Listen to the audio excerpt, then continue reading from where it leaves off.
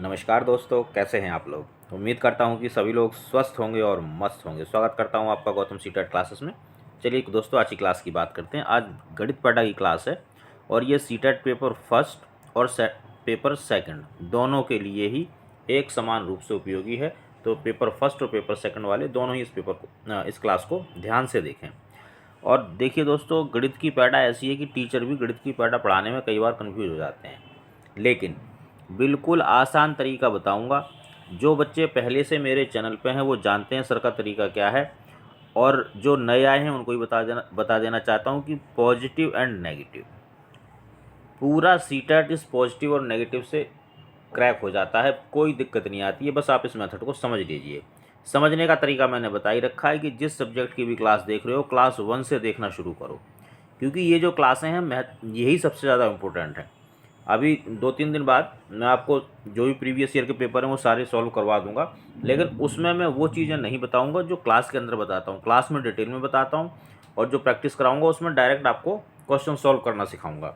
तो चलिए दोस्तों, स्टार्ट करते हैं आज की क्लास को।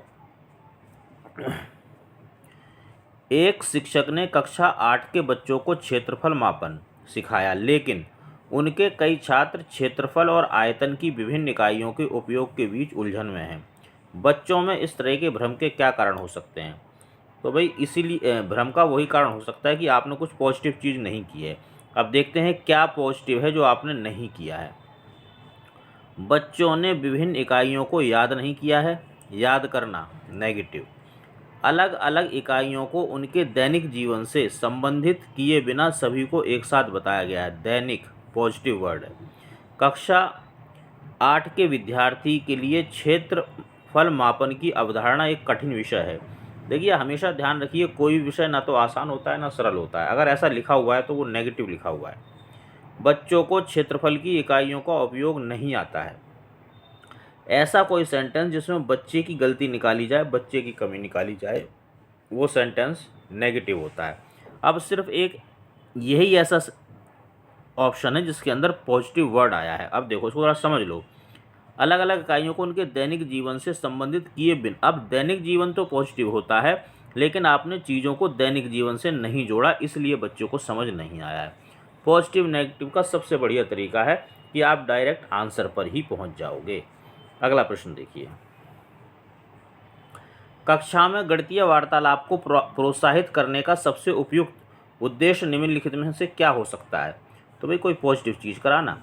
प्रश्न को इस तरह से पढ़ने की हैबिट बनाओ कि वो पॉजिटिव पूछ रहा है या नेगेटिव। जैसे ही आपको ये पता चल जाएगा पॉजिटिव या पूछा है या नेगेटिव पूछा है, बस आपको क्या करना है, पॉजिटिव और नेगेटिव वर्ड्स ढूंढने हैं, बाकी कुछ चीज़ नहीं समझनी है, आपको आंसर मिल जाएगा। चलिए, गणित से डरने वाले बच्चों को कक्षा में आपस में बातचीत करने या अंतःक्रिया में सक्षम होना चाहिए। बातचीत पॉजिटिव, अंतःक्रिया पॉजिटिव।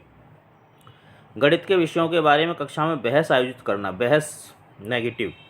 बच्चों को गणित की कक्षा में प्रमेय और सूत्रों के वाचन में सक्षम होना चाहिए। सूत्र और प्रमेय दोनों ही नेगेटिव। गणितीय विवरणों के बारे में बात करते हुए उनका उपयोग करते समय बच्चों को एक सटीक भाषा का उपयोग करने में सक्षम होना चाहिए। देखिए, अब देखो, ये दोनों तो बिल्कुल नेगेटिव हो गए। अब आपके पास दो आंसर हैं, एक तो ये और एक ये। तो जब इस तरह के दो आंसर में आप फंस जाओ तो आपको क्या करना है, सबसे पहले ब्रॉड चीज़ देखनी कि ब्रॉड क्या है। इसके बाद देखना है कि बच्चा कंफर्टेबल फील कहाँ करेगा, और तब भी अगर समझ में ना आए तो फिर देखना क्वेश्चन क्या है। मैं पहले क्वेश्चन देख लेता हूँ। कक्षा में गणितीय वार्तालाप को प्रोत्साहित करने का सबसे उपयुक्त उद्देश्य क्या है? गणित से डरने वाले बच्चों को कक्षा में आपस में बात करनी चाहिए। बातचीत। इसमें क्या है, गणितीय विवरणों के बारे में बात करते हुए उनका उपयोग करते समय बच्चों को एक सटीक भाषा का उपयोग करने में सक्षम होना चाहिए। तो देखो, यहाँ बात भी हो रही है और प्लस जो गणित की एक भाषा होती है सटीक, क्योंकि गणित की एक अलग भाषा है, उसका उपयोग करने में बच्चा सक्षम हो जाए। तो मुझे लगता है कि ये जो ऑप्शन है ये ज़्यादा ब्रॉड है, यहाँ पे बच्चा ज़्यादा सीखेगा, इसलिए आंसर होगा आपका डी। अगला क्वेश्चन देखिए। पॉजिटिव नेगेटिव बहुत ही सरल तरीका है, बहुत आसान तरीका है, जिससे आप सीटेट को 101% क्रैक कर लेंगे। बस शर्त यही है कि आपको पॉजिटिव और नेगेटिव को सीखना होगा, इसकी प्रैक्टिस करनी होगी। प्रैक्टिस करने का तरीका बहुत आसान है, बार बार बताता हूँ कि जिस सब्जेक्ट की भी क्लास देख रहे हो, क्लास फर्स्ट से देखना शुरू करो। और अगर आपको यकीन नहीं होता तो मैं आपको बता देता हूँ, CD, हिंदी और EVS, ये जो 3 क्लासेस हैं, आप एक हफ्ते तक सिर्फ ये 3 क्लासें देखो। इसके बाद CD का कोई सा पेपर उठाओ, CTET का कोई सा पेपर उठा के देख लेना। और जो सबसे टफ चीज़ है क्या, CD करके देख लेना। अगर इसमें 25 नंबर के आसपास ना आए तो आप मेरा चैनल बिल्कुल मत देखना। मैं बिल्कुल इस चीज़ के लिए बैट लगा सकता हूँ कि आप मेरा चैनल छोड़ नहीं सकते फिर। बाकी आप खुद समझदार हैं। चलिए, गणित में नैदानिक परीक्षण का उद्देश्य क्या है? निदान करना, यानी कि डायग्नोज करना।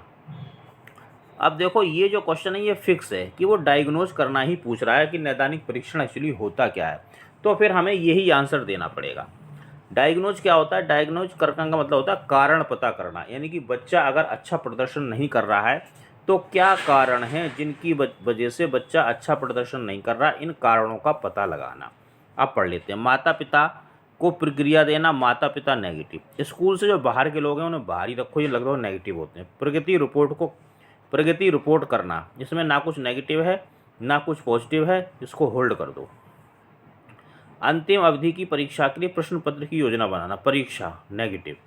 बच्चे की समझ में अंतर जानना, समझ पॉजिटिव। आंसर नेगेटिव पॉजिटिव से आपको अपना बिल्कुल भी दिमाग नहीं लगाना होता है, सीधा आंसर मिल जाता है। आंसर मिल गया। देखिए, वीडियो अगर पसंद आ रहा है तो एक लाइक का बटन है, इसको लाइक को पुश जरूर करो। जितना आप लाइक करोगे यूट्यूब उस चैनल को उतना ही ज़्यादा सर्कुलेट करेगा, जिससे कि और बच्चों का भला होगा। तो अपने साथ साथ उनका भी भला करवाइए, लाइक ज़रूर करें। बहुत मेहनत करनी पड़ती है भाई इनको बनाने के लिए, आपको लगता है आसानी से बन जाते हैं। उपचारात्मक शिक्षण सहायक होता है। उपचारात्मक शिक्षण का मतलब है रिमीडियल टीचिंग। रिमीडियल टीचिंग क्या होती है कि अभी इससे पहले जो डायग्नोज हमने किया था, नैदानिक परीक्षण किया था, नैदानिक परीक्षण में क्या था कि इसमें हम कारण जानते हैं कि किस कारण से बच्चा नहीं सीख रहा है। जब आपको कारण पता चल जाता है तो फिर रिमीडियल टीचिंग में उसका उपचार करते हैं कि भाई इस कारण को कैसे दूर किया जाए जिससे कि बच्चा सीखने लगे। तो उपचारात्मक शिक्षण किसमें सहायक होगा, अब पता चल जाएगा। पाठ की पुनरावृत्ति में, पुनरावृत्ति नेगेटिव। खेल मार्ग विधि द्वारा शिक्षण के लिए, भाई इसमें ना कुछ नेगेटिव दिख रहा है वर्ड ना कुछ पॉजिटिव। अच्छा, नेगेटिव और पॉजिटिव वही वर्ड्स हैं जो मैं बताता हूँ, आपको अपनी तरफ से नेगेटिव या पॉजिटिव वर्ड्स क्रिएट नहीं करने हैं, नहीं तो फिर आप फंस जाओगे। कमज़ोर छात्रों को सीखने की कठिनाइयों को दूर करने के लिए या पूरी कक्षा को पढ़ाने के लिए, इसमें भी कोई नेगेटिव पॉजिटिव नहीं। अब देखो, मैंने बताया रिमीडियल टीचिंग क्या होती है कि जो कमज़ोर छात्र हैं जिनको सीखने में कठिनाई आ रही थी, उस कठिनाई को दूर करना रिमीडियल टीचिंग या उपचारात्मक शिक्षण होता है। तो ये फिक्स चीज़ है, इसलिए इसका फिक्स आंसर करेंगे। अगला प्रश्न देखेंगे। निम्नलिखित में से कौन सी एक गणितीय प्रक्रिया नहीं है? नहीं है मतलब नेगेटिव, नेगेटिव पूछ रहा है। तो रटना नेगेटिव है, आकलन, मापन, मार्गदर्शन, इन तीनों में से कोई वर्ड ऐसा नहीं है जो नेगेटिव हो। और नेगेटिव वर्ड्स वही जो मैं बताता हूँ, रटना, याद करना, स्मरण करना, कंठस्थ करना, कंठस्थीकरण, प्रत्यय स्मरण, नकल करना, दोहराना, ये बेहद मतलब बेहद नेगेटिव हैं। तो नेगेटिव को आप आंसर कर देंगे, कुछ नहीं सोचना, सीधा आंसर पकड़िए। गणित सीखने में त्रुटियां एक महत्वपूर्ण भूमिका निभाती हैं, यह कथन। देखिए, गणित में जो त्रुटियां होती हैं किसी भी सब्जेक्ट में, बच्चा जो गलती करता है, बच्चा जो त्रुटि करता है वो पॉजिटिव होती हैं। तो इसका मतलब पॉजिटिव ही हमें ढूंढना है। अब पॉजिटिव कौन सी चीज़ होगी? जो सत्य होगी। तो आप देखो, जब ये सत्य है तो असत्य वालों को तो हटा ही दो, क्योंकि आपने कह दिया सत्य है। अब इन दोनों में से आंसर हमें निकालना है।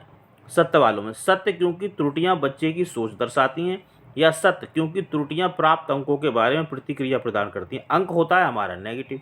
अब देखो कितना आसान हो गया, ये पहले ही हट चुके थे अंक नेगेटिव, जो बाकी बचा वही आंसर है। क्योंकि त्रुटियां क्या दिखाती हैं कि बच्चा क्या सोच रहा है, बच्चा किस सोच के साथ सवाल को हल कर रहा है। ये कब पता चलेगा? जब बच्चा गलती करेगा। अगला प्रश्न देखेंगे। भाई अगर चैनल पसंद आ रहा है तो सब्सक्राइब भी कर देना चैनल को, क्योंकि मेरे चैनल पे मैं आपको बताऊं 45% ही लोग ऐसे हैं जिन्होंने चैनल को सब्सक्राइब किया हुआ है, बाकी 55% तो बिना सब्सक्राइब किए ही देख रहे हैं। अरे भाई लोगों, जब देख रहे हो तो सब्सक्राइब भी कर दो, क्या जाता है। चलिए, NCF 2005 की अनुशंसा के अनुसार सभी के लिए गणित उपलब्ध कराने का व्यापक उद्देश्य निम्नलिखित में से किससे संरेख है? तो भाई पॉजिटिव चीज़ होगी, उद्देश्य तो पॉजिटिव ही होता है। वो पूछ रहा है कौन सी लाइन है जिसमें पॉजिटिव चीज़ लिखी है, तो पॉजिटिव वर्ड्स देखिए। गणित में निपुण विद्यार्थी को एकांकीपन में शिक्षण देना चाहिए। होल्ड पर डालो थोड़ी देर के लिए। यह मान लिया जाना चाहिए कि गणित का महत्व कुछ विशिष्ट विद्यार्थियों के लिए, विशिष्ट विद्यार्थी कभी भी सेंटेंस को पढ़ के अगर आपको ऐसा लगे कि टीचर कुछ विशेष बच्चों की तरफ झुकता हुआ नज़र आ रहा है, तो वहाँ पे पक्षपात हो जाता है और ये नेगेटिव होता है। पाठ्य पुस्तक में सम्मिलित प्रश्न केवल सामान्य कठिनाई वाले होने चाहिए। पाठ्य पुस्तक नेगेटिव, केवल नेगेटिव। विभिन्न क्षेत्रों और विभिन्न सामाजिक समूह वाले गणितज्ञों के योगदान की विशिष्टताओं पर बल देना चाहिए। अब दो आंसर हैं, एक तो ये और एक ये। और ऐसा कई बार होगा जब आप 2 में, 3 में या 4 में फंस जाओगे। जब आप ऐसे फंस जाओ तो सबसे पहले आपको क्या देखना, विस्तार देखना है कि दोनों ऑप्शन में विस्तार किस में ज़्यादा है, ब्रॉडनेस किस में सबसे ज़्यादा है। एक तो है गणित पे निपुण विद्यार्थी। अब देखो गणित में जो निपुण विद्यार्थी आप फिर एक तरफा चलेगा, यानी कि यहाँ आपने पक्षपात कर दिया। जब यहाँ पक्षपात कर दिया तो ये नेगेटिव हो गया, तो अब क्या बचा, ये आंसर बचा। इस तरीके से अगर आप प्रश्न करोगे, गणित की पैटर्न सॉल्व करोगे, तो मैं गारंटी देता हूँ 15/15 आएंगे। और ऐसे बिरले ही बच्चे होते हैं जिनके 15/15 आते हैं, पर मेरे पास जो बच्चे पढ़ते हैं ऑफलाइन भी, ज़्यादातर बच्चों के 14-15 नंबर ही आते हैं। चलिए 14-15 नंबर मतलब गणित की पैटर्न में 14-15। कभी तुम सोच रहे कि बस 14 ही 15 आते हैं, ये मत सोच लेना। वैसे तो हमेशा मेरे बच्चे 100 और 110 के बीच ही रहते हैं जर्नली, और जो टॉपर्स होते हैं वो फिर 1-2 तो टॉपर्स निकल ही आते हैं, उनके तो कुछ भी आ सकते हैं। अंकुर की परीक्षा में रैखिक समीकरणों पर आधारित शब्दों में दी गई समस्या में 0 अंक मिलता है। शिक्षक जानता है कि वह रैखिक समीकरणों को सही तरीके से हल कर सकता है। शिक्षक को इसकी रिपोर्ट पर क्या टिप्पणी लिखनी चाहिए? भाई बच्चा कुछ भी करे, आपको तो पॉजिटिव ही लिखना है। इस तरह से लिखो कि बच्चों को पॉजिटिव फील हो, कंफर्टेबल फील हो, तभी 1 नंबर मिलेगा सीटेट में। अब देख लिए, पॉजिटिव ढूंढेंगे। अंकुर को प्रश्न की भाषा समझने में कठिनाई होती है, लेकिन उसके पास समीकरणों को हल करने का कौशल है। तो देखो समझ पॉजिटिव, और बच्चे की तारीफ हो रही है तो ये पॉजिटिव सा लग रहा है। बच्चे की जहाँ तारीफ करें, बच्चे को जहाँ महत्व दें, बच्चे को जहाँ वैल्यू मिल रही हो, समझ लो वो पॉजिटिव आ रहा है। अंकुर में एकाग्रता की कमी, जिसकी वजह से उसने परीक्षा का भय है। परीक्षा और भय दोनों ही नेगेटिव वर्ड हैं। अंकुर घर पर ना तो पढ़ता है ना ही अभ्यास करता है, ही नेगेटिव, अभ्यास नेगेटिव।